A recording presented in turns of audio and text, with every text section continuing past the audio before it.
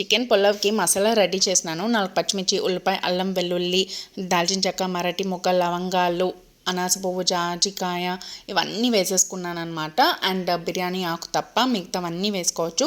And ఇలా మెత్తటి పేస్ట్లా గ్రైండ్ చేసేసుకోవాలి. టొమాటోస్ కూడా యాడ్ చేసుకోండి. సో ఇక్కడ పేస్ట్ చేస్తేనే మంచి స్మెల్ వచ్చేసింది. అండ్ ఇప్పుడైతే తాలింపుకి మసాలా గింజలు కొద్దిగా తీసుకున్నాను, ఆల్రెడీ పేస్ట్ చేసి పెట్టుకున్నాను కాబట్టి. ఉల్లిపాయ, పచ్చిమిర్చి అన్నీ వేయించేసుకున్న తర్వాత మళ్ళీ కొద్దిగా బిర్యానీ మసాలా కూడా ఈ మసాలా పేస్ట్కి యాడ్ చేసుకోండి. అండ్ కొత్తిమీర, ఇందాక వండి పెట్టుకున్న చికెన్ కర్రీ కూడా యాడ్ చేసేసుకున్నాను. ఇదంతా బాగా వేయించుకోవాలి. అండ్ లేకపోతే ఇలా నూనె పైకి తేరేంత వరకు ఆనవాలు పెట్టేసుకోండి. ఇలా పెట్టేసుకుంటే ఇక్కడే మంచి ఫ్లేవర్ ఆల్రెడీ మనకు వచ్చేస్తుంది. బిర్యానీ అయిపోయినంత ఆనందం.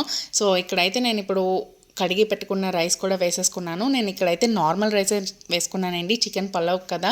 సో బాస్మతి రైస్ అయితే అంత టేస్ట్ రాదు, ఇదైతే చాలా మంచి టేస్ట్ వస్తుందన్నమాట, మెత్తగా. అండ్ ఒక గ్లాస్ అన్నంకి, ఒక గ్లాస్ బియ్యానికి 2 గ్లాసులు కొబ్బరి పాలు తీసుకున్నాను. నేను ఇక్కడ వాటర్ వేసుకోలేదు, కొబ్బరి పాలు వేసుకున్నాను. ఇదైతే ఇంకా మంచి టేస్ట్ వస్తుంది. అండ్ ఒక్క విజిల్ అయితే వేయించేసుకున్నానండి. వేడి పులావు అండ్ చికెన్ కర్రీ, ఉల్లిపాయ, నిమ్మకాయ అన్నీ రెడీగా ఉన్నాయి. ఇప్పుడైతే వేడిగా తినడానికి నేను కూడా రెడీగా ఉన్నాను. శ్రావణ మాసం వచ్చేస్తుంది కదా, సో ఇదే నాకు లాస్ట్ అనమాట తినడానికి. ఓన్లీ రైస్ తిన్నా సరే అదో హ్యాపీనెస్ అనమాట.